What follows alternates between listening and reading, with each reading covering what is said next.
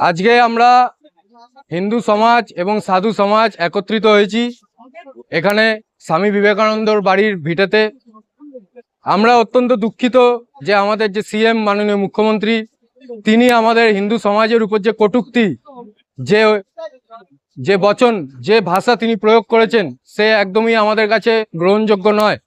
কারণ তিনি সাধু সন্তদের অপমান করছেন। ভারত সেবা আশ্রম, রামকৃষ্ণ মিশন, ইসকন, এই যে প্রসিদ্ধ সংগঠনগুলো যারা সারা বিশ্ব জুড়ে হিন্দু ধর্মের প্রচার প্রসার করছে তাদেরকে নিয়ে কথা বলছেন।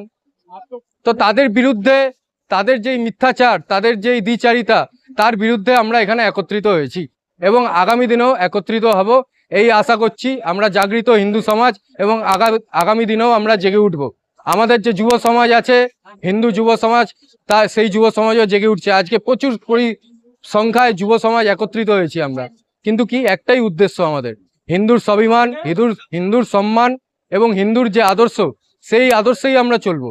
আমাদের যদি কেউ অপমান করে তার জবাব আমরা সেইভাবেই দেব, যে যেই ভাষায় বুঝবে আমরা সেই ভাষায় তাকে প্রয়োগ করব।